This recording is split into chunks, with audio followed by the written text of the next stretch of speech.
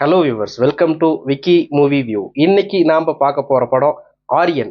இதை வந்து பிரவீன் கே அவர் வந்து டைரக்ட் பண்ணியிருக்காரு. இந்த படத்துல விஷ்ணு விஷால், செல்வராகவன், சரதா ஸ்ரீநாத் மற்றும் பலர் நடிச்சிருக்காங்க.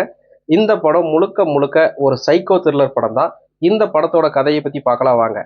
படத்தோட ஆரம்பத்திலே வந்து கொடைக்கானல்ல விஷ்ணு விஷால் வந்து ஒரு 6 கொலைகளை பண்ண ஒரு சைக்கோ கில்லர் கேஸை வந்து ஒரு சூப்பரா வந்து முடிச்சிருக்கிறாரு. திறமையான ஆளா காட்டப்படுறாங்க.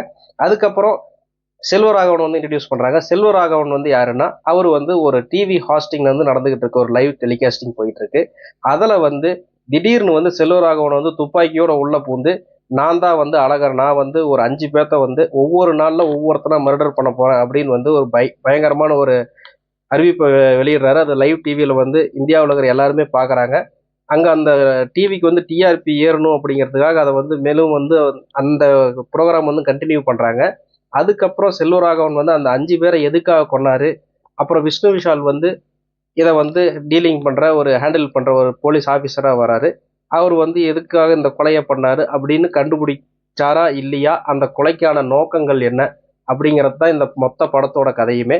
படத்தோட பாசிட்டிவ் அதை வந்து நான் ஃபர்ஸ்ட் சொல்லிடுறேன். படத்தோட பாசிட்டிவ் வந்து பாத்தீங்கன்னா, விஷ்ணு விஷால் வந்து ஆல்ரெடி வந்து எல்லாருமே பார்த்துருப்போம், அந்த ராட்சசன் படம் வந்து அந்த படத்தோட ஒரு ஒரு டெம்பரேச்சர் தான் இந்த படத்தை வந்து நம்மளை பார்க்க வச்சது. அந்த படம் அவ்வளோ சூப்பரான ஒரு சைக்கோ த்ரில்லர் படம். அதை நீங்கள் எல்லாருமே பார்த்துருப்பீங்க. இந்த படம் அந்த அளவுக்கு இருக்கா அப்படின்னு சொன்னீங்கன்னா, அதோட கொஞ்சம் கம்மியாக தான் இருக்கு. அதை பற்றி நான் அப்புறம் சொல்கிறேன். படத்தோட பாசிட்டிவ் என்ன அப்படின்னு கேட்டிங்கன்னா, விஷ்ணு விஷாலோட நடிப்பு, அதுக்கப்புறம் செல்வராகவனோட ஸ்க்ரீன் ப்ரெசன்ஸ் எல்லாமே வந்து ஒரு சூப்பரான ஒரு இதில் அவங்க வந்து அவங்க தன்னோட கேரக்டர்களை வந்து கண்டிப்பாக வந்து சூப்பராக நடித்து கொடுத்துருந்தாங்க. அதுக்கப்புறம் இந்த படத்தோட மியூசிக் டைரக்டர் ஜிப்ரான் அவர் வந்து ஒவ்வொரு இடத்துல கொடுக்கக்கூடிய பேக்ரவுண்ட் மியூசிக் வந்து அந்த அளவுக்கு ஒரு சூப்பராகவும், ஒரு அந்த படத்தோட காட்சிகளை வந்து பரபரப்பாகவும் நகர்த்திட்டு போறதுக்கு அந்த இசை வந்து ஒரு உதவியா இருக்கு. அதுக்கப்புறம் வந்து பாத்தீங்கன்னா, இந்த படம் முழுக்க முழுக்க ஒரு சைக்கோ த்ரில்லர் படம்.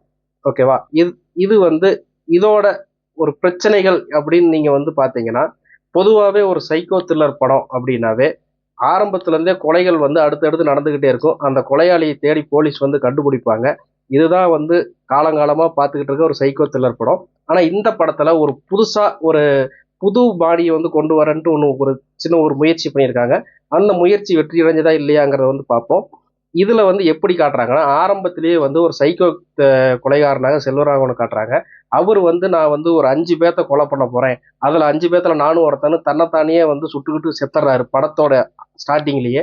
அதுக்கப்புறம் அந்த 5 பேர்த்த எதுக்கு கொன்னாரு அப்படிங்கறத வந்து கடைசியா வந்து ஒரு நல்ல கருத்தை வந்து ஜனங்களுக்குள்ள அதாவது ஜனங்களுக்கு கொண்டு போய் சேர்த்தணும் அப்படின்னு ஒரு முயற்சி பண்ணியிருக்காங்க.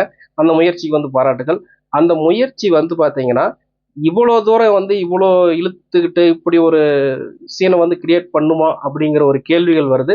படத்தோட லாஜிக் மீறல்கள் வந்து கொஞ்சம் நிறையவே இருக்கு. அதாவது லாஜிக் மீறல்கள் எப்படின்னா, அவர் வந்து சொல்றாரு, நான் செத்ததுக்கு அப்புறம் அவரோட வீடியோ வந்து ஒவ்வொரு நாளுமே வந்து டெலிகாஸ்ட் ஆகுது. அவர் வந்து என்ன சொல்றாருன்னா, நான் வந்து 1 மணி நேரத்துக்கு முன்னாடி இந்த நபரை வந்து கொல்ல போறேன், அந்த பேர் மட்டும் சொல்லுவேன் அப்படின்னு சொல்றாரு. இது வந்து எப்படி வந்து சாத்தியமாகுனே தெரியல. பொதுவாகவே வந்து பாத்தீங்கன்னா, ஒருத்தனை வந்து கொல்ல போறேன் அப்படின்னு ஒரு அனௌன்ஸ்மெண்ட் பண்ணாங்கன்னா, அவனோட பேரு, டோர் நம்பர், வீட்டு விலாசம் எல்லாமே சொன்னா கூட போலீஸ் வந்து அவனை ஊட்ட தேடி கண்டுபிடிக்கிறதுக்கே வந்து ஒரு 4-5 மணி நேரம் ஆகும் சென்னை டிராபிக்ல. இவர் வந்து பொத்தாம்பதுவா ஒரு பேர் மட்டும்தான் சொல்றாரு ஒழிய, அவன் எந்த ஒரு இடத்துல இருக்கிறான் என்ன ஏதுன்னு சொல்ல மாதிரியா. அதுக்கப்புறம் போலீஸ் கண்ணில் வந்து மண்ணை தூணுங்கிறதுக்காக இந்த மாதிரி சில விளையாட்டுகள்லாம் நடக்குது. இதை வந்து லாஜிக் வந்து சுத்தமா இதுக்கு வந்து சேரவே இல்லை. இந்த படத்தை பார்க்கும்போது எனக்கு வந்து அந்நியன் படம் வந்து லைட்டா ஒரு ஞாபகம் வந்துச்சு. அந்த படத்துக்கும் இந்த படத்துக்கும் என்ன ஒரு வேறுபாடு வித்தியாசம்னா, அந்த படத்துல வந்து விக்ரம் வந்து அந்நியனா மாறி, அதாவது தன்னை வந்து அதாவது தன்னோட வேலைகளை வந்து கரெக்டா செய்யாதவனும் கடமை தரணும் கொள்ளுவாரு. இந்த படத்துல செல்வராகவன் வந்து சும்மா இருக்கிற அப்பாவி ஜனங்களை வந்து ஏன் கொண்டாருன்னே தெரியல. அந்த ஒரு கருத்தை வந்து கொண்டு போய் சேர்த்துறதுக்கு சும்மா இருக்கிற ஒரு அப்பாவி ஜனங்களை வந்து கொல்லணுமா அப்படிங்கிற ஒரு கேள்வி வந்து கண்டிப்பா வருது. படம் வந்து ஓரளவுக்கு வந்து ஒரு ஓகேஷான படம் தான். அடல்ட் கான்டென்ட் பொறுத்த வரைக்கும் இந்த படத்துல அந்த மாதிரி சீன்கள் எதுவுமே இல்லை. இது வந்து ஒன் டைம் வாட்சபிள் மூவி தான். இது வரைக்கும் என்னோட தளத்தை சப்ஸ்கிரைப் பண்ணாமல் இருந்தீங்கன்னா கண்டிப்பா சப்ஸ்கிரைப் பண்ணுங்க, கமெண்ட் பண்ணுங்க, ஷேர் பண்ணுங்க. அடுத்த வீடியோல சந்திக்கிறேன். நன்றி, வணக்கம்.